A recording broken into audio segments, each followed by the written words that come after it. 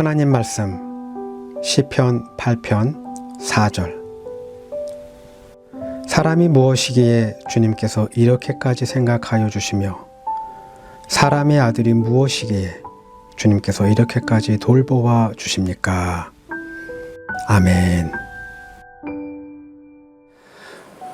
건축 용어 중에 인방보라는 말이 있습니다. 인방보. 인방보는요, 기둥과 기둥 아니면 문설주를 가로지르는 직사각형 모양의 뼈대를 의미합니다. 한국 전통 건축물에서는 정각을 짓고 출입문 맨 위쪽에 현판을 해서 그 건물의 정체성을 드러냅니다. 근데요, 서양의 건축물 같은 경우 바로 이 인방보에 글자를 새겨서 해당 건물의 특색을 전달한다고 합니다. 하버드 대학교에는 철학과 건물인 에머슨 홀이 있다고 합니다. 에머슨 홀. 1905년에 지어진 건물이고 이 건물에도 역시 인방보가 있습니다. 세계 최고의 대학, 그리고 그 대학의 철학과, 지성인들의 지성을 의심하는 곳, 그리고 그 건물의 인방보. 전 사실 그 인방보에 새겨진 문구가 많이 궁금합니다. 신의 위대한 질문이라는 책을 쓴 한국의 종교학자가 그 문구가 무엇인지를 가르쳐 줍니다. 건물이 지어질 당시 하버드 대학교 총장이었던 찰스 엘리엇은 당대 최고의 철학자이며 심리학자였던 윌리엄 제임스에게 이 새로 지은 철학과 건물 인방보에 새겨질 문구를 부탁했다고 합니다. 윌리엄은 좀 더 공정하게 문구를 정하고 싶어서 철학자 교수들을 다 불렀고 그들과 상의를 한 후에 자신들을 가장 잘 대변하는 문구, 바로 고대 그리스 철학자였던 프로타고라스의 말, 인간은 만물의 척도다를 선택했다고 합니다. 윌리엄은 이 문구를 제안한 뒤에 총장으로부터 어떤 확답은 듣지 못했다고 합니다. 근데요, 이 말보다 철학하는 사람들을 더 잘 표현하는 말은 없기 때문에 확답은 없어도 크게 신경 쓰지는 않았다고 합니다. 윌리엄은 철학과 교수들과 함께 제안한 프로타고라스의 이 명언이 멋지게 그 모습을 드러내기를 기다렸다고 합니다.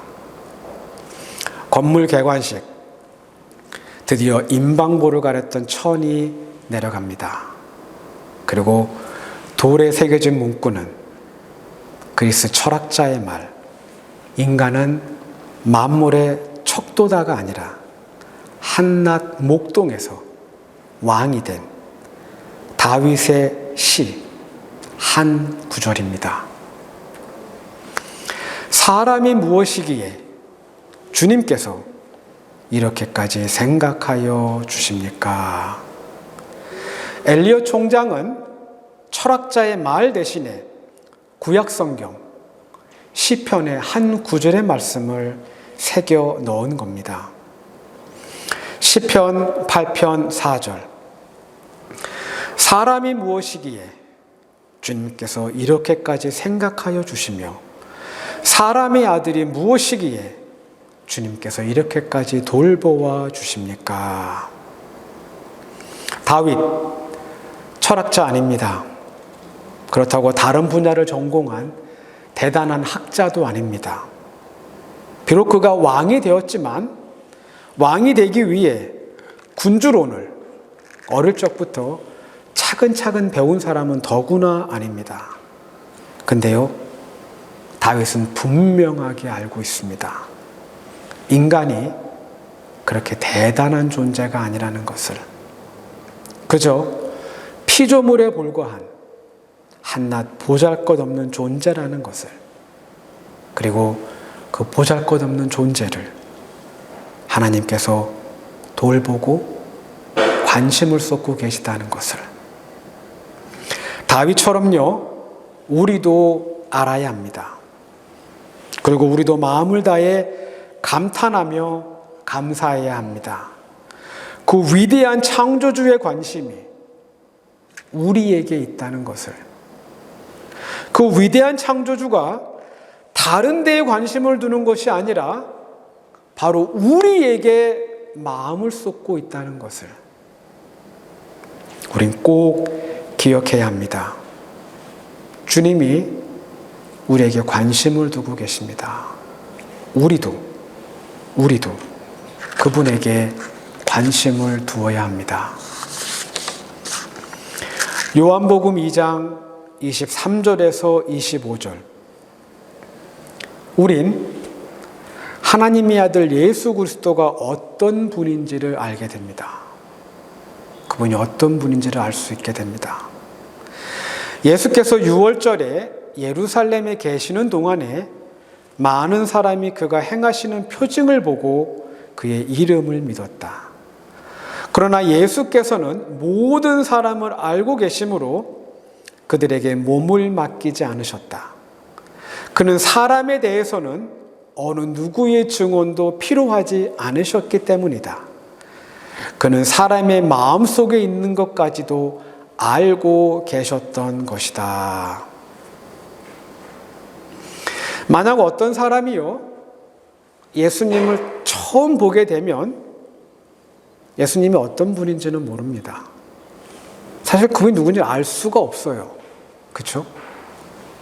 근데 예수님에 대해서 조금은 알게 되는 때가 있습니다. 그분을 조금 알게 되는 때가 있어요. 먼저 그분이 우리와는 많이 다르다는 것을 알게 되는 순간이 있습니다. 그때가 바로 예수님이 행하신 놀라운 기적을 보고 나서입니다. 인간은 도저히 할 수 없는, 오직 신만이 할 수 있는 경이로운 일을 목격하고 나서 사람들은 예수님이 자신들과는 다르다는 것을 알게 됩니다.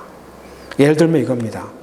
물 위를 걷는 것, 말 한마디로요, 파도를 잠잠하게 하고 무화과 나무를 마르게 하는 것, 그리고 아주 적은 식량으로 수천 명을 먹이는 것, 그리고 굉장히 아픈 사람을 깨끗하게 고쳐주는 것.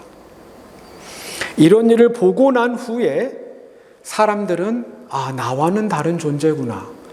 그분에게는 뭔가 놀라운 능력이 있구나 하는 것을 알게 됩니다. 그러나 예수님, 이분은 다릅니다. 이분은 달라요. 이분은 우리가 다른 사람에 대해 알아가는 과정과는 완전히 다릅니다. 24절. 그러나 예수께서는 모든 사람을 알고 계심으로 그들에게 몸을 맡기지 않으셨다. 얼핏 들으면 문장의 의미가 충돌하는 것처럼 들립니다. 왜요? 어떤 사람을 알고 있으면 그 사람한테 몸을 맡기는 것도 괜찮은데 라는 생각이 듭니다. 그러나 이 문장에서 알고 있다는 의미는 친분 있는 사람들끼리 알고 지낸다는 의미가 아닙니다. 안면이 있는 사이라 서로 잘 어울리고 교제한다는 의미가 아닙니다. 말 그대로 그 사람에 대해 알고 있는 겁니다. 그 사람이 누구인지를 정확히 알고 있는 겁니다. 그 사람이 말을 하지 않아도. 마주한 사람이요, 겉표정에는 웃고 있습니다. 근데 그 사람의 머릿속에도 정말 긍정적으로 생각을 하고 있는지, 그 사람 마음속에 정말 호의적인 의도가 있는지, 예수님이 어떤 사람을 만나면 그 사람과 대화를 하지 않아도, 그 사람이 어떤 행동을 관찰해 보지 않아도 예수님, 그분은 그 사람의 겉과 속을 간파합니다. 말로는 호감을 나타내고 말로는 믿는 것 같지만 전혀 관심이 없는 사람들, 예수님은 그런 사람들에게 아무런 부탁도 하지 않았습니다. 예수님에게 아무 관심도 없는 사람들, 예수님은 그런 사람들과 아무것도 함께 나누지 않았습니다. 우리가 어떤 다른 사람에 대해 말할 때, 우리가 어떤 다른 사람에 대해 알고 싶어 할 때 우리가 자주 사용하는 표현들이 있습니다. 그 사람 어때? 그 사람 좋은 사람이야? 그러나 이런 표현들이 예수님에겐 전혀 필요하지 않습니다. 하나님의 아들 예수 그리스도, 그분은 우리의 겉과 속 모두 꿰뚫어 보십니다. 예수님은 어떤 사람을 아는 데에 있어서 그 누구의 생각도, 그 누구의 진술도, 그 누구의 도움도 필요하지 않습니다. 마치 이 말씀을 읽다 보면 구약성경 출애굽기 3장 14절, 모세에게 자신의 이름을 가르쳐 주시는 하나님의 모습이 떠오릅니다. 나는 스스로 있는 자니라. 스스로 있는 분, 그 누구의 도움도 필요 없는 분, 우리와는 완전하게 다른 분, 이 대단한 분이, 이 위대한 분이 우리에게 관심이 있고 우리에게 마음을 쏟고 있습니다. 이제 우리의 관심도 예수 그리스도에게 있어야 합니다. 나의 모든 걸 알고 계시는 예수 그리스도에게 진심을 다해 우리의 마음을 쏟고 그분의 말씀과 그분의 뜻에 우리의 관심을 두어야 합니다. 우리의 관심이 세상에 있는 것들로 채워지지 않기를 바랍니다. 우리의 관심이 조금이라도 예수 그리스도에게 있다면 그분은 우리에게 무언가를 부탁하실 수 있습니다. 우리의 관심이 예수 그리스도의 말씀과 그분의 가르침과 그분의 뜻에 조금이라도 있다면 그분은 분명 우리에게 그분의 생각, 그분의 마음, 그리고 그분의 비전을 나누어 주실 겁니다. 요즘 다시 한국에서는 일본과 일본 문화가 기세를 떨치고 있는 것 같습니다. 정권을 잡은 성향에 따라 일본을 대하는 온도에 큰 차이가 있음을 느끼게 됩니다. 한국의 대표 정당의 최고위원 가운데 한 사람이 서울 시민의 교양 수준은 일본 사람의 발톱의 때보다 못하다라고 말했다고 합니다. 이 소리를 듣고 다른 정당의 청년 대변인은 국회의원 자리가 탐나면 대한민국이 아니라 일본 총선에 나가라 하고 일갈합니다.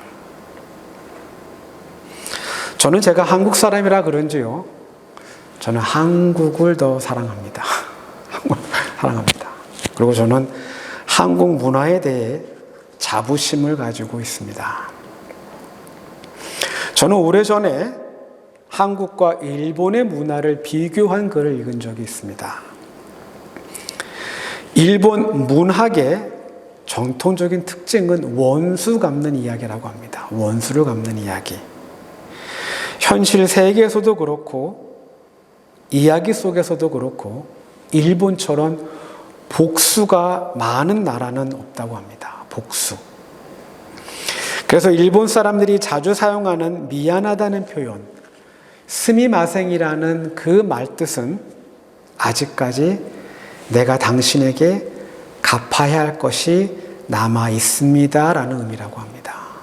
아직 내가 더 갚을 게 있다라는 말이라고 합니다. 한국의 문화는 갚는 문화는 아닙니다.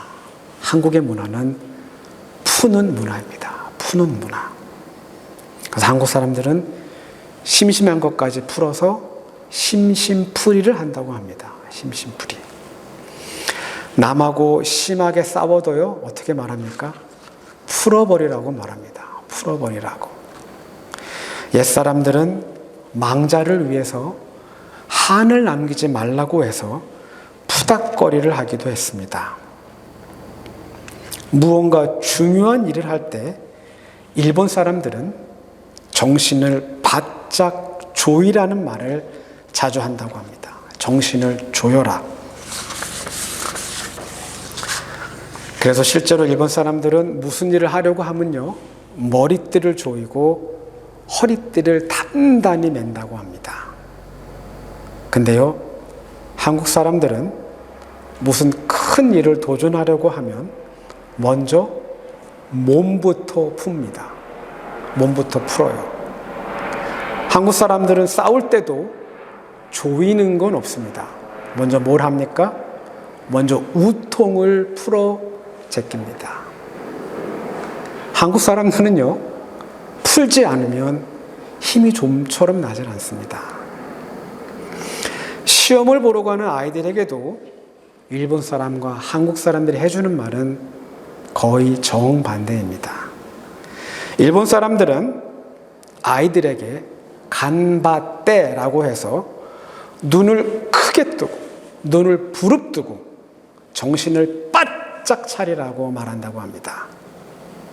근데요, 우리도 알다시피 한국의 부모님들은 놀랍게도 시험을 앞둔 아이에게 해주는 말이, 야, 마음 푹 놓고 쳐. 감는 것과 푸는 것, 이 둘 사이엔 한 가지 큰 차이점이 있습니다. 감는 것, 그건 내가 하는 거지만 푸는 건 맡기는 겁니다. 맡길 때 가능합니다. 내가 할 수 있는 것에 최선을 다하고 결과를 맡길 때 우린 풀 수 있습니다.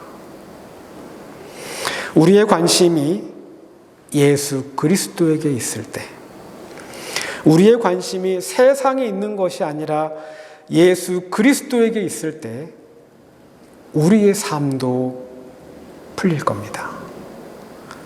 긴장도 풀리고요, 두려움도 풀리고요, 미움도 풀리고, 근심과 걱정도 풀릴 수 있습니다. 우리의 마음이 다른 곳에 있는 게 아니라 우리의 마음이 예수 그리스도에게 있을 때 우리 안에 있던 어려움들과 고난들이 풀릴 수 있습니다. 내가 마땅히 해야 할 일에 최선을 다하게 되고 가장 좋은 결과를 만들어 주시는 그 하나님의 은혜를 경험할 수 있습니다. 우리의 관심이 예수 그리스도에게 있을 때 여러분과 저의 삶은 풀릴 겁니다. 기도합니다. 주님여, 이 손을 꼭 잡고 가소서. 약하고 피곤한 이 몸을 폭풍우 흑암 속 해치사 빛으로 손잡고 날 인도하소서.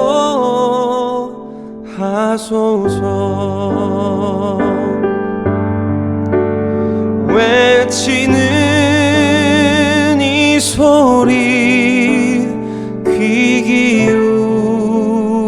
기울이시사 손잡고 날 인도하소서.